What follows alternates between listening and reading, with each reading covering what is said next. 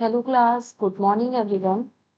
Class, जैसे कि हमने लास्ट क्लास में आपकी फोर्थ यूनिट स्टार्ट की थी, जिसमें हमने एंटीबायोटिक और एनाल्जेसिक ड्रग्स के बारे में बात की थी, जिसमें मैंने आप लोगों को एंटीबायोटिक ड्रग्स कौन कौन सी होती हैं या एनाल्जेसिक ड्रग्स कौन कौन सी होती हैं उनके बारे में बताया था।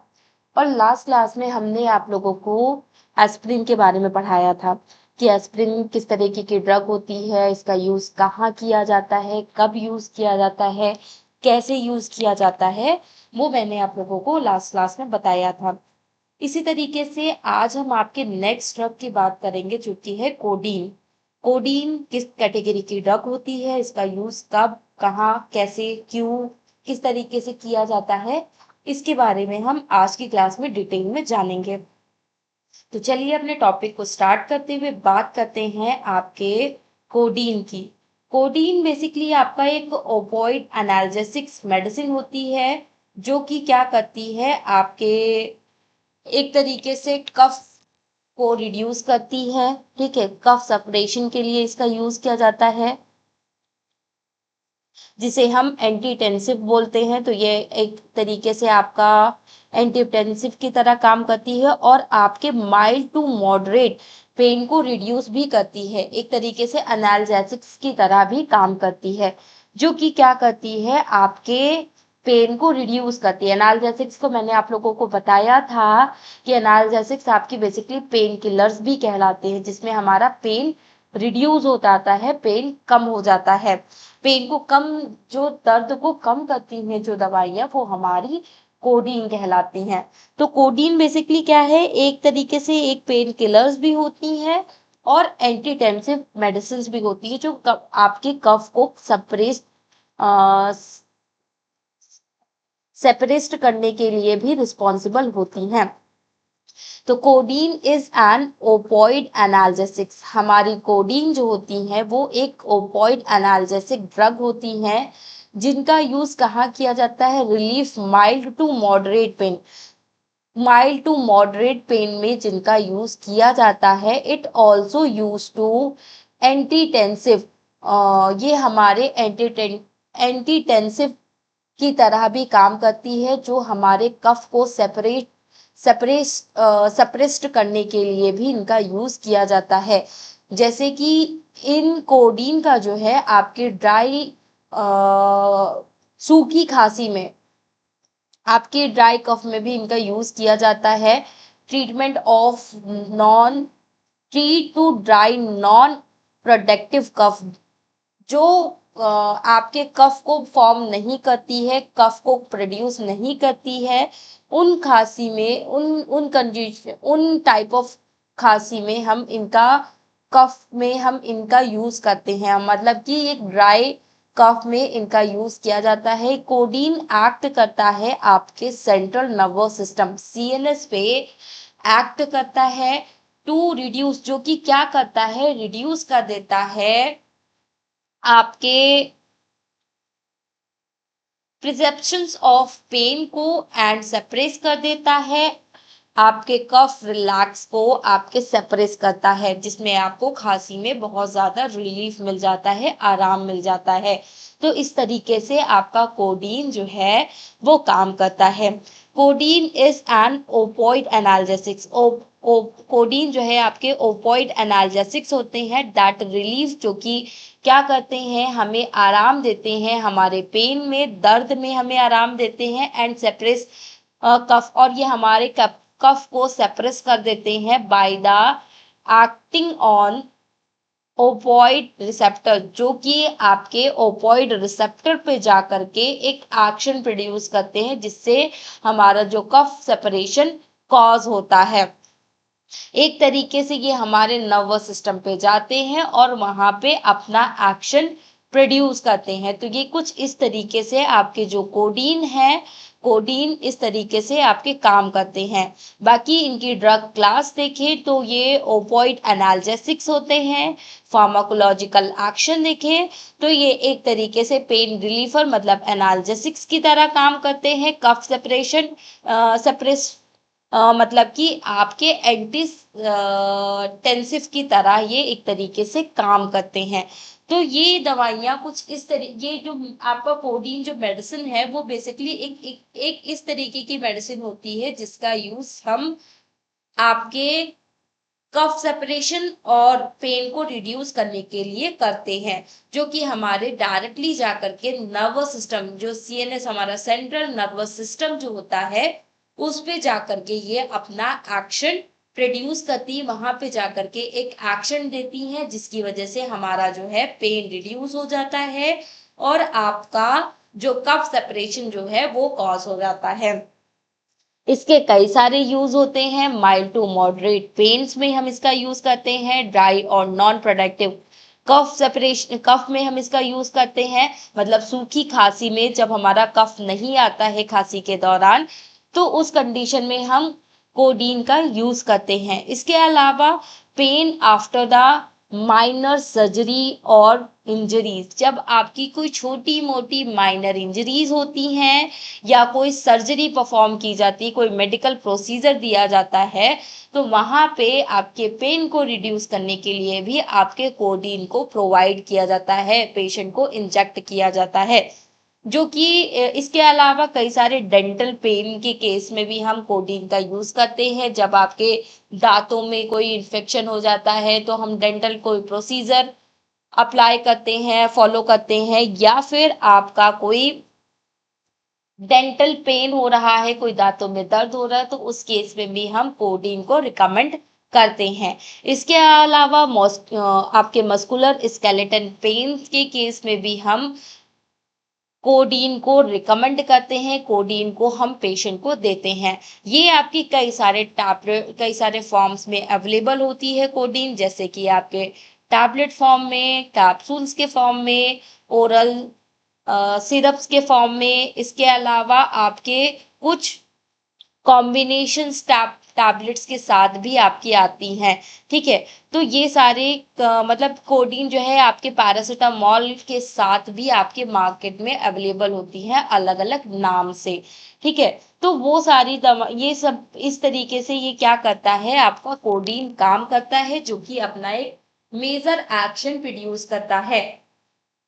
इसके अलावा जब भी हम एक तरीके से बात करें, जब हम कोडीन को लेते हैं तो ये काम कैसे करता है, तो बेसिकली जब भी हम कोडीन टैबलेट्स को लेते हैं या कोडीन मेडिसिन को जब भी हम लेते हैं तो ये हमारी बॉडी में जाकर के एब्जॉर्ब हो जाती है, हमारे स्पेशली हमारे इंटेस्टाइन में जाकर के एब्जॉर्ब होती है और वहां से हमारे ब्लड में ट्रांसफर हो जाती है। ये कोडीन जो है हमारे ब्लड में ट्रांसफर हो जाती है और हमारे ब्लड के थ्रू हमारे ब्रेन तक, हमारे स्पाइनल कॉर्ड तक जाती है और वहां पे जाकर के ये क्या करती है, आपके ओपॉइड रिसेप्टर से जुड़ जाती है, अटैच हो जाती है। और जब ये ओपॉइड रिसेप्टर से जुड़ती है, अटैच होती है, तो वहां पे क्या होता है, जो आपके पेन का एक जो सिग्नल प्रोड्यूस कर रहा है, आपके ये ओपॉइड रिसेप्टर बेसिकली आपके जो भी पेन का जो सिग्नल होता है वो आपके रिसीव करके आपके ब्रेन तक पहुंचाने का काम करता है। तो वहां पे क्या करती है, जब उसको ही ब्लॉक कर देती है, उस पे ही ये इफेक्ट डालती है और जिससे क्या होता है, जो आपका कफिंग सेंटर जो होता है उसको ये सेपरेस्ट कर देती है, उसको दबा देती है, जिसकी वजह से जो दर्द है वो आपका कम हो जाता है, पेन आपका कम हो जाता है। जिसमें इसके अलावा जो आपकी ड्राई कफ वगैरह जो आपको हो रही है, सूखी खांसी जो आपको हो रही है, उसमें आपको रिलीफ मिल जाता है, आराम मिल जाता है। तो ये कुछ इस तरीके से आपके काम करती है। ठीक है, इसके अलावा कोडीन जो है अपने आप को कोडीन अपने आप में ही एक ओपॉइड होती है, जो कि आपके लीवर में इसका एक छोटा सा पार्ट पाया जाता है जिसका नाम है मॉर्फिन। मॉर्फिन में ये जाकर के बदल जाता है, जिससे क्या होता है कि जो आपका जो पेन हो रहा है, जो दर्द हो रहा है, उसकी क्षमता आपकी कम हो जाती है और आपका पेन खत्म हो जाता है। तो कुछ इस तरीके से आपका ये काम करता है। तो एक तरीके से बोला जाए तो कोडीन आपका क्या कर रहा है, आपके कफ सेपरेशन का काम कर रहा है, कफ को आपके दबा रहा है और आपकी जो पेन वगैरह है, पेन को भी रिड्यूस करता है, माइल्ड टू मॉडरेट पेन को रिड्यूस करने का भी काम करता है। ये बेसिकली आपके ब्रेन, आपके नर्वस सिस्टम, जो आपका ब्रेन का जो पार्ट होता है नर्वस सिस्टम, सीएनएस पे जाकर के ये काम करता है।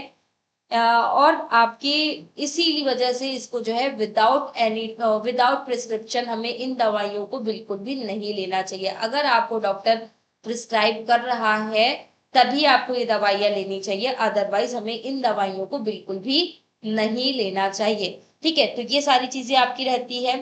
अब बात करते हैं आपके साइड इफेक्ट्स की, आपको क्या क्या साइड इफेक्ट्स दिखाई देते हैं। तो कॉमन साइड इफेक्ट्स आपको क्या क्या दिखाई देते हैं जब भी आप कोडीन को लेते हैं। तो सबसे पहले तो आपको डिजीनेस, डिजीनेस आपको दिखाई देता है। इसके अलावा नोजिया, वॉमिटिंग, इसके अलावा आपको कॉन्स्टिपेशन, ड्राई माउथ, ये सारी कंडीशंस आपको दिखाई देती है। बाकी कुछ सीरियस साइड इफेक्ट्स भी आपको दिखाई देते हैं, जैसे कि आपको रेस्पिरेटरी डिप्रेशंस, ठीक है। इसके अलावा सीवियर एलर्जिक रिएक्शंस, इसके अलावा आपके आपके प्रोलॉन्गेट, अगर आप एक लंबे समय तक एक प्रोलॉन्गेटेड टाइम के लिए अगर आप इनको लेते हैं तो ये आपके एक डिपेंडेंसी आपकी कॉज करते हैं, जिसपे आप क्या करते हो, पूरी तरीके से उस पर निर्भर हो जाते हो, जिसपे आपकी एक लत लग जाती है। आपको बस मन करता है बस मैं इसको लेता रहूं, नहीं तो ये आप जब नहीं लेते हो, जब इसकी आपको लत लग जाती है, जब इस पे आप डिपेंड हो जाते हो पूरी तरीके से, कभी कभी समटाइम्स आपने देखा होगा कि कुछ लोगों को नींद नहीं आती है खांसी की वजह से, या फिर वैसे भी नॉर्मली भी नींद नहीं आती, कुछ सोचते रहते हैं। तो उसमें क्या करते हैं कि एक बार डॉक्टर ने उन्हें जो है कोई कफ सिरप दे दिया जिसमें कोडीन पाया जाता है, तो उसको लेकर के क्या होता है कि हमें नींद आने लगती है ना, हमें बहुत अच्छी नींद आती है। तो जब हम कफ सिरप को लेते हैं तो हमें बहुत अच्छी नींद आती है, तो जिससे क्या होता है कि अब हम डेली उसको लेना स्टार्ट कर देते हैं कि अगर हम ये कफ सिरप नहीं लेंगे तो हमें नींद नहीं आएगी। तो लोगों की कुछ ऐसी मेंटालिटी बन जाती है, ऐसी सोच बन जाती है, एक हैबिट बना लेते हैं कोडीन को, जिसकी एक एक तरीके से एक बुरी लत लग जाती है, एक डिपेंडेंसी कॉज होती है, जिसकी वजह से आप जो है उसके ऊपर पूरी तरीके से निर्भर हो जाते हैं।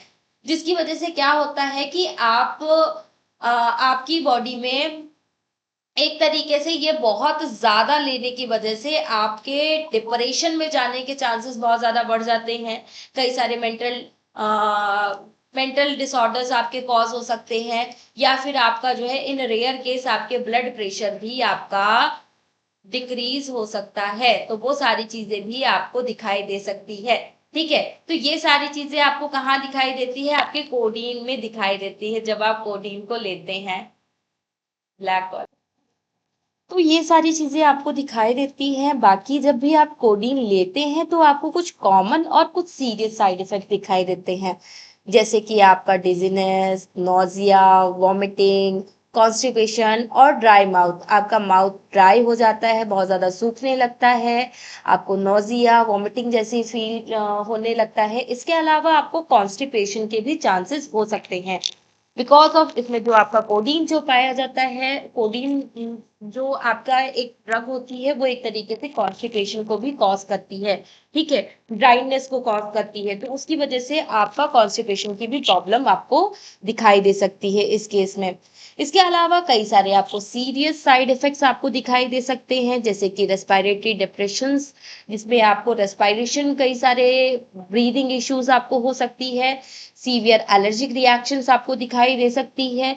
इसके अलावा आपको, अगर आप एक लंबे समय तक लेते हो इन कोडीन मेडिसिन को, तो ये आपके क्या करते हैं, एक डिपेंडेंसी को कॉज कर देते हैं, जिसमें आपको क्या दिखाई देता है कि आप पूरी तरीके से उस पर डिपेंड हो जाते हो। जैसे कि अगर आपने कोडीन नहीं लिया तो आपको ऐसा लगता है कि हम काम नहीं कर पाएंगे, हमारा दिमाग नहीं काम कर रहा है, हमारा बॉडी सेंसेशन हो रहा है, हमारी बॉडी एक्टिविटीज नहीं हो पा रही हैं, वो सारी चीजें आपको दिखाई देती हैं। इसके अलावा ये आपके ब्लड प्रेशर को भी लो कर देता है, but in rare case, not commonly. ठीक है, ये सारे कॉमन आपको और सीरियस साइड इफेक्ट्स आपको दिखाई देते हैं जब भी आप कोडीन को लेते हैं।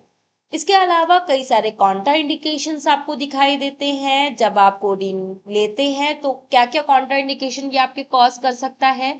जब किसी को कोडीन से हाइपर सेंसिटिविटी होती है तो वहां पे हमें कोडीन नहीं लेना होता है। ठीक है, तो ये चीज हमें थोड़ा सा ध्यान देनी होती है क्योंकि वहां पे कुछ कॉन्ट्रा इंडिकेशन ये कॉज कर सकता है।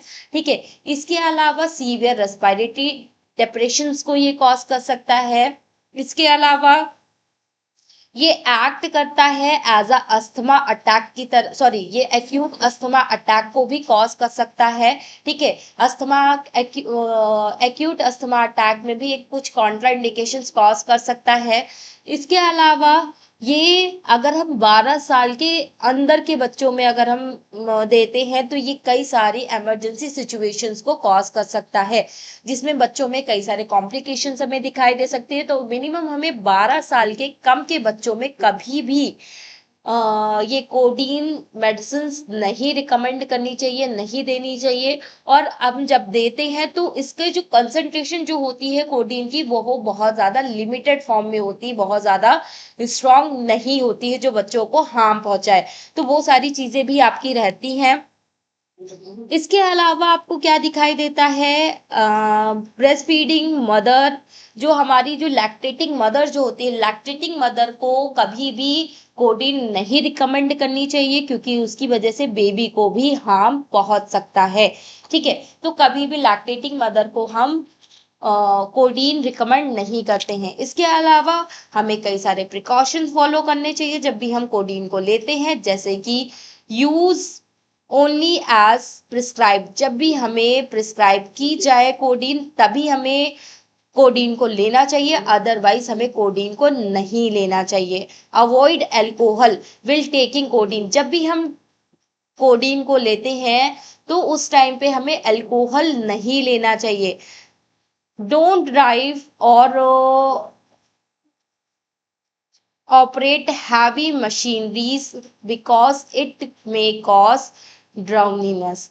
क्यों? जब भी आप कोडीन को ले तो कोडीन लेने के बाद कभी भी आप ड्राइव ना करें, कभी भी आप मशीनरीज को ऑपरेट ना करें, और ना ही आप कोई ऐसे काम करें जिसकी वजह से हार्म हो सकता है। क्योंकि इसमें क्या होता है कि एक तरीके से आपके ये ड्राउननेस को आपको कॉज करते हैं, जिसमें आपको चक्कर से आने लगते, नींद आने लगती है, आपको सुस्ती छाने लगती है, इस तरीके की कंडीशंस दिखाई देती है।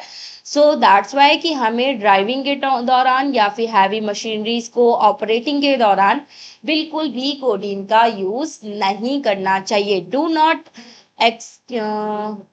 एक्सटीड एंड द प्रिस्क्राइब डोजेस। हमें बहुत ज्यादा डोजेस प्रिस्क्राइब नहीं करनी चाहिए, बहुत ज्यादा अमाउंट में डोजेस नहीं लेनी चाहिए। इन चीजों का भी हमें ध्यान रखना चाहिए।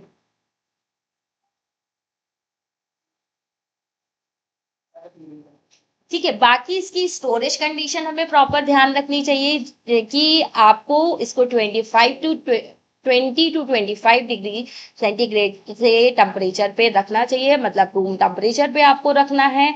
प्रोटेक्ट फॉर मॉइस्चराइजर, आपको मॉइस्चर से आपको इससे प्रोटेक्ट करना है, डायरेक्ट सनलाइट से आपको बचाना है। Keep out to reach the children, और बच्चों के कांटेक्ट में आने से आपको रोकना होता है। तो ये सारी स्टोरेज कंडीशंस आपको ध्यान देनी होती है। बाकी कुछ इसकी एडवांटेजेस होती हैं। ये इफेक्टिव होता है for mild and moderate pen के लिए, ये इफेक्टिव होता है। और ये यूजफुल होता है कंट्रोलिंग द ड्राई कफ, ये आपके सूखी खांसी को कंट्रोल करने के लिए बहुत ही ज्यादा यूजफुल होता है।